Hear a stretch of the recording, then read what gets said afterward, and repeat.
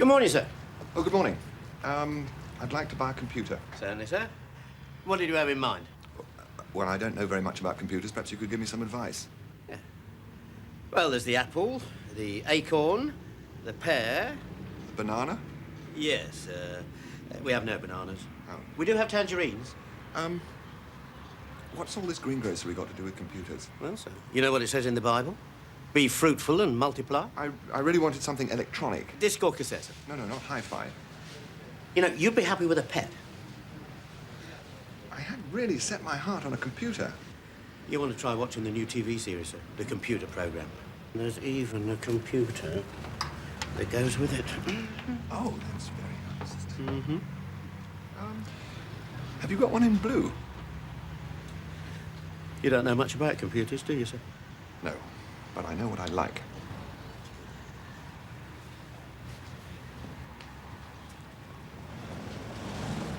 Well, the world of computers can seem a very unfriendly jungle to the uninitiated, but it doesn't have to be like that.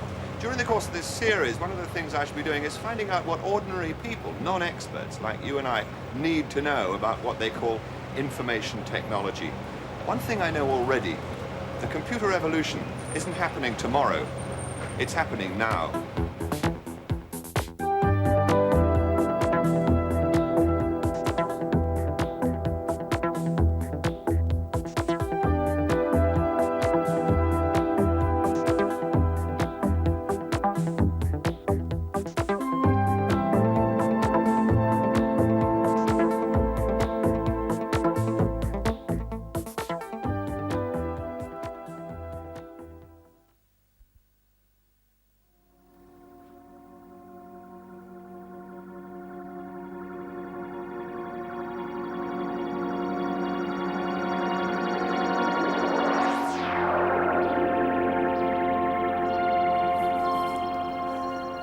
For many centuries, man has searched for tools to help him with complex calculations.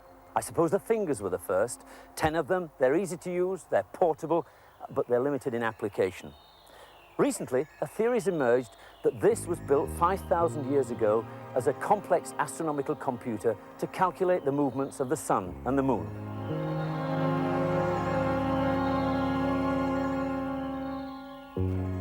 It sounds hard to accept, but if this really was a computer, I thought it'd be interesting to compare it with one of the early large-scale computers that were around in the 50s. There's many similarities. Firstly, very few people understood how they worked. At Stonehenge, you had to be a member of a hierarchical priesthood, and it took several years before you learnt its secrets. On the early computers, you had to have a degree in mathematics before you were even allowed through the computer room door. At the time Stonehenge was built, the society was mainly agricultural. Forecasting the seasons was vital. From the position of the rising sun in relation to these stones, the approach of spring and winter could be forecast. But if you wanted to reprogram Stonehenge to base the calendar on lunar cycles instead, the stones would have to be moved. It didn't take much less effort to reprogram those old, unreliable 50s computers, and within 10 years, they were replaced. Stonehenge lasted 1,200 years, but eventually it too became redundant. This morning, we can see the sun, but the climate changed, and no longer was it visible on enough days to justify its existence. So it was abandoned and left to what it is today, a mysterious but rather magnificent pile of old stones. It was obviously important for a farming community to predict the seasons, but forecasting the weather was quite another matter. The trouble with the stones was their inflexibility. A modern computer can be used for a wide variety of applications, some of them extremely complex. For example, a prediction of weather patterns for the whole globe up to 10 days ahead can be produced in just 4 hours. The European Weather Centre has one of the fastest and most powerful computers in the world. Its capacity for work is colossal. These metal megaliths have within them the power to collect weather information from all over the world of temperature, pressure, humidity, and so on, and process them at the rate of 50 million instructions per second. And then with a great primordial burp, out comes the weather for the next 10 days. Now, just to put that in some sort of perspective, If I were to do the same calculation, single-handed, even with the aid of a perfectly ordinary pocket calculator like that, I would need to have started well before Stonehenge was even thought of. Or to put it another way, if I gave the job to the entire population of China to share, the chances are they could do the job in 4 hours. But then, at the end of it, the chances are I wouldn't be able to collect the information even if I could speak Chinese. Now this here is the center of this colossal machine. This is the Cray. And you get the feeling in the presence of a mighty machine like that that somewhere around the corner there lurks a high priest in white robes who's about to make some ritualistic sacrifice to appease the beast. But one of the purposes of this television series is to demystify computers. And so we can say, for instance, that a personal computer like that, which puts computer power within the reach of everybody's pockets, it's highly advertised, is quite capable of doing the same sort of job, has the same function inside, more or less in principle, as that does. The only difference is that it does it slower. So if we wanted to use microcomputers to do the same job as that, we'd need about 1 million of them. And in fact, there are over 100 different makes of small computer now on sale in Britain. You can't have failed to notice the ads in the papers for them. Look at this one. Familiar faces make them seem the answer to the businessmen's problems. And you don't need a degree in electronic wizardry to use them, it says. And this supplement has no less than 5 ads for them. And they're all of them clearly directed at the family. Look at that. Give your child an unfair advantage at school. And there are many specialist computer magazines on the newsstands. Again, full of very tasty adverts. Inside a day, you'll be talking to it like a new friend, it says. And now they're even starting to appear in their own TV commercials. Outer space! But that's just the beginning! Be the computer with the numbers game! Or even compose a symphony! Well, don't despair. This series will show that the computer is within the reach of anybody, including me. And the man who'll be ably helping us with the task is Ian McNaught-Davis. Mac, you've been working with computers since Stonehenge was built, I think, haven't you? I thought you were going to come out with that remark about it being the first silicon chip. Is that what Stonehenge is? Just about, yes. Well, I did program those early valve machines, which had several interesting characteristics. First, they were extremely expensive to buy. They were horrendously expensive to run. You needed a resident maintenance engineer just to keep the things going.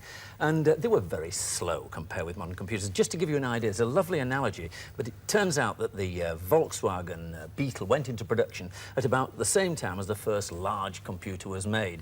And if that had improved in price performance as much as the computers had, then you would have had a Beetle today doing 600 miles an hour, 30,000 miles to the gallon. It would have lasted 10,000 years without a service, and it would have cost you 50p, so you'd have had a disposable motor car. And in comparison with those early valve machines, that watch, which has got 4 games on it and tells the time, probably has as much logic in it as those very early old-fashioned valve machines. What's the secret of it? How has it happened? Well, strangely enough, it's this, silicon. That's what sand is made out of. It's what the silicon chip is made out of. And unlike oil, we're not going to run out of it. Every country's got some of it, and it's extremely cheap. For example, the power of this machine here, which is a fairly sizable mini-computer, mainframe computer, one day will be on a chip. You'll get the same power out of a chip as you have in this mainframe computer. Amazing. And that'll happen in a very few years' time. Right. Well, even before that day comes, computers are still doing some pretty staggering jobs, many of which we take for granted and which would simply not be possible without computer power.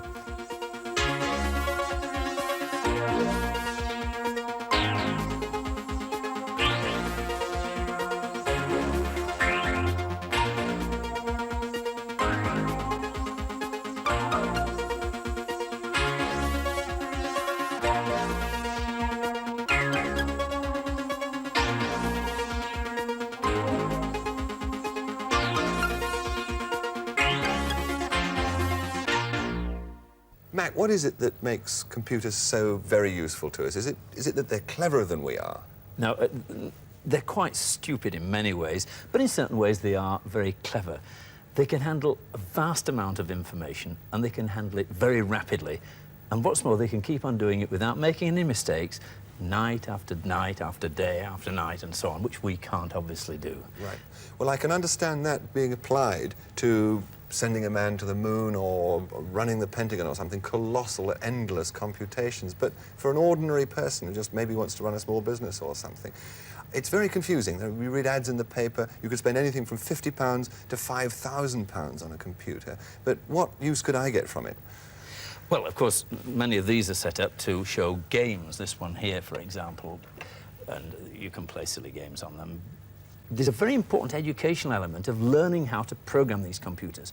First of all, it's fun, and people enjoy it. And secondly, it's very creative. You can do very interesting and exciting things. It's boundless, the sort of things that you can actually use your creative imagination to do. And thirdly, it might turn out to be useful for your business. And there's no business that I can imagine that at some time or other won't find the use for a computer. Right. Now, supposing I wanted to use a computer for my business. I'm a freelance journalist. I mean, let's take my example as maybe a typical one. What gear do I need? Because there's a terrifically wide range of choice. Well, of course, you need the computer with a keyboard, Yes. something like this. You need a video screen. You need a straightforward cassette recorder to store your programs on as much as anything. Right. Obviously, you need a printer here for printing out your letters.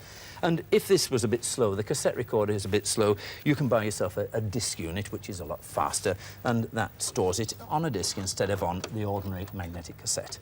And that's the equipment you need. Right. Well, business, as Max said, and particularly small business, is the fastest growing area to which personal or microcomputers are being applied. Now, our reporter, Jill Neville, has been finding out just how small some of those businesses are. Buying sweets or chocolates always requires serious study. There's so many different sorts to choose from. Now, those are 10. Those are 10. Or you've got something there at 6p. Because there are so many varieties on the shelves, the shopkeeper must do an awful lot of bookkeeping, both to check the stores and to keep up the orders to all the suppliers.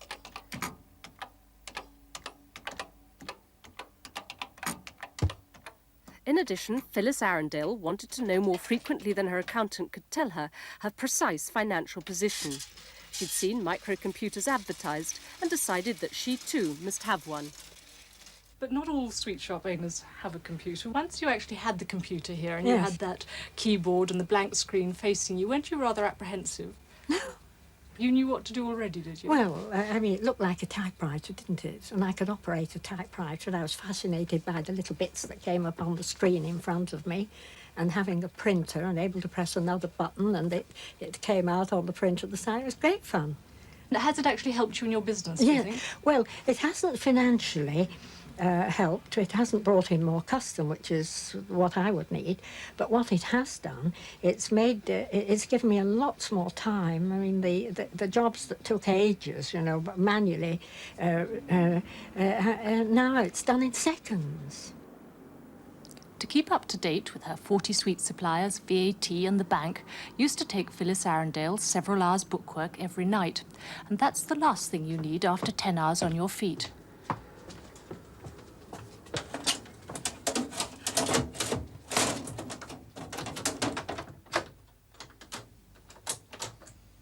Now, at the end of each day, it's simply a matter of checking the day's takings and entering them and the invoices into the computer. Once a week, she also enters details of any transactions with the bank, and the computer will then give her an up-to-date statement of her current financial position. Right, what shall I do next? Do this first. Because she'd found it so useful, Phyllis thought that a computer might help other people with small businesses. So, a year ago, she started up a computer service to take over their paperwork, allowing them to get on with their jobs. Do you think, the computer side of your business ever taking over from the chocolates? I hope so. Yes, it'd be great fun, because at the present time, the chocolate, this business is sort of going down because we've got a new bypass and it's affected trade. And in any case, I find that more exciting. I find the computer business much more exciting.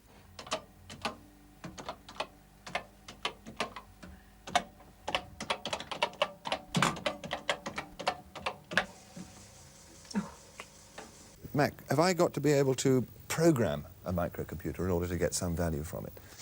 Not necessarily. You can buy a magazine, for example, and get program listings. I love this one with the bug-eyed monster and the lights coming out of its eyes. And in here, they publish all manner of different sorts of programs, and they list them out for you. And you have, what do? You type all that into the computer? You type it all in without one mistake, and one mistake will ensure that it will never work. Right, well, that's pretty laborious business, isn't it? Well, you can buy it, of course, on a cassette. Yeah. Just an ordinary household cassette like this. That's just a perfectly ordinary domestic cassette. And Yes. Presumably that's the same in principle as the proper big computer has, like James Bond films, has big tapes rolling backwards and forwards. It's the same sort of thing. That's exactly the same. Well, in principle, it's the same. That's running about 250 times the speed of that, and they can run up to 8,000 times the speed of that. Things in computers don't happen 10 times or twice as fast. It's always 100 times or 1,000 times as fast. But for our purposes, this is perfectly good. We have a program in there, and we can put it into the machine. Well, let's do it. Right, so far so good. There's a perfectly ordinary domestic cassette recorder. Exactly. OK, connected to this. Now, what happens next? Well, we have to load the program into the machine. So you type load. LOAD. Now, we've got to give it the name of the program. So in this particular machine, we have to use quotation marks to give it the name. So quotation marks, and the name of the game is Wall. It's the old Wall game. Right. Now, we must switch on the cassette. Yes. And then hit return. And that puts the control back to the computer. And now it's beginning to search. Right. Now, presumably, as you said, this is a fairly slow and laborious way of doing it, and we could speed things up by using one of the floppy disks you were talking about earlier. Yes, on a floppy, this is about 130 times the speed of that. And, of course, it costs correspondingly more. So this takes minutes and that takes seconds? Yeah, it'll take half a minute, so that would take being in flash. No time at all. Right. Now, how do we know it's finished? Well, we've got the symbol back here, and that shows the computer's waiting for you to do your next thing. So that's in there? That's it. So we can switch it off. And presumably we can check, can we, that what was on there is in there now? Happily, yes. All you have to do is to type out list and it'll tell you what's in it. List, L-I-S-T? L-I-S-T.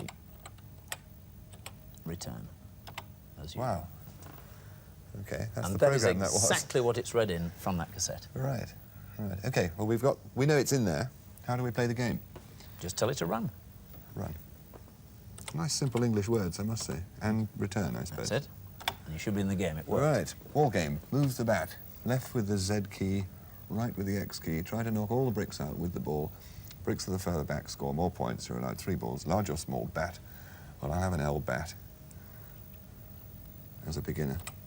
Press any key to serve. Right. Nice multicoloured game, that. I see. Yes, right. I think I get the picture. I hope you're better at tennis than you are at this. It's so simple to play. OK, well, obviously it's not just for playing games. They're terrific fun, but there must be more to it than that. I really hate to see computers just used for playing games. To my mind, it's kind of degrading when they could be used for much more serious purposes. And, of course, there are millions of uses for them, many of which we're going to look at in this series. For example, you can actually use this to communicate with much larger scale computers through telephone networks. You can use it to communicate with other people who own micros, and you could use it to communicate with databases. Yeah. And that's what I'm going to show you right now. All right. And we're going to access a database, and we do this by typing star Prestel. So it's star Prestel. Prestel. We're now dialing Prestel automatically through the ordinary telephone lines, and we can access enormous databases, everything from the current share price to weather forecasts and so on. And key something or other to continue. That's the old hash up there, which is a shift and a hash. It's called hash, isn't it? Wonderful. What would you like to do? Well, we thought about this before the programme started, and I've decided I want to fly to Paris. One ticket. Oh, what a shame. Well, there we go. Travel. And number 2. OK. 2. And Presto. Presto. I've never heard of that airline, but I'll take a chance. Oh, we don't want to book a real ticket on one of the others. I see. No. We're going to Paris, so presumably I put 1 in there, and if that's where the little flashing thing is, that's where it's going to come. All right. 1. And a hash. And a hash. Economy. 1. Hash. Getting the hang of this. Date of travel, the 11th of January. That's 11:01. Oh. Just like that. Yep, that's it.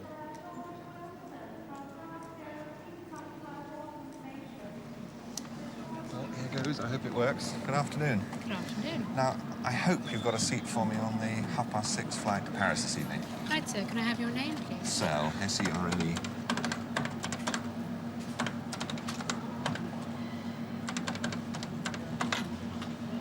Yes, sir. The BA316 at 18:30. How would you like to pay? By credit card. The fare is £64. Wonderful. Really well.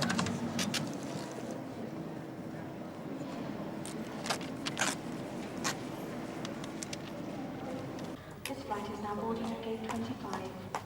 Well, obviously Heathrow is computer land, and planes now fly with so many passengers over such colossal distances at such enormous speeds.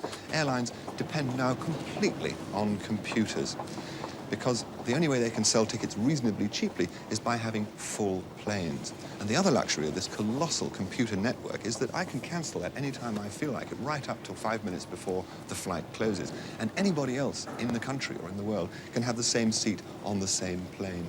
What's more, without computers, the chances are this ticket to Paris could cost as much as £1,000.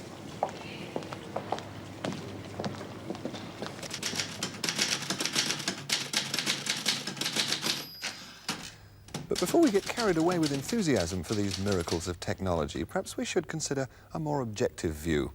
Author and journalist Rex Malik has been observing and writing about the computer world for more than 20 years. And where does he think it's leading us? It's leading us to major change. Some would say as unprecedented change has occurred during the First Industrial Revolution. Now, if you're going to understand the nature of that change, you'd better understand something of the nature of the technology which fuels it. In this program, they've shown you the Cray 1, the Weather Center computer, a supercomputer. Yet, in comparison to what's to come, that isn't even the equivalent of a Model T Ford. The Japanese have just started a program to build a computer 100 times as powerful. That program, they say, will take about 10 years. Okay, so it slips, say 20. That means very simply that at the end of 20 years, almost everybody will have one, or access to one. Now why? Well, because it's going to be made out of microelectronics. And it's in the nature of microelectronics that 90% of your costs come up front, i.e. it costs you 90% of the total to build the first one. Thereafter, you can shell them out like peas. So everybody has one. That means that a 15-year-old at school today, by the time he's 35 to 45, is going to have almost unbelievable brain and memory power added to aid him in his work. And there's another question, what people are going to use it for. Well, in fact, you're going to find that most of the time, that computer's going to sit there idle. It's going to be parked, just like the cars parked at the curb. Sometimes it'll go to top speed, but very seldom. Now, the question now becomes, it's not that do computers have social consequences? It is, what are the social consequences of computers? What are the issues that are raised? And remember, we're talking about a computer of 100 times the most powerful computer on the planet, and yet it's essentially built out of the very same technology that Chris booked his holiday on.